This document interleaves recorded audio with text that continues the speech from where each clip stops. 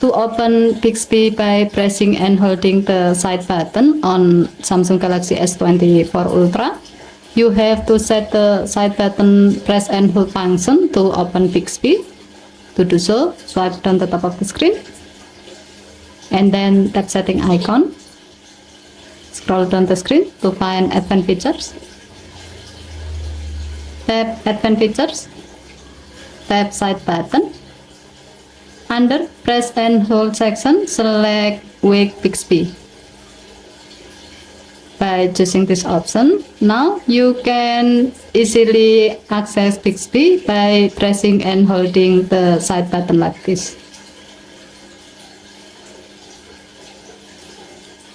Okay, thank you for watching. Please help to like and subscribe. Have a nice day.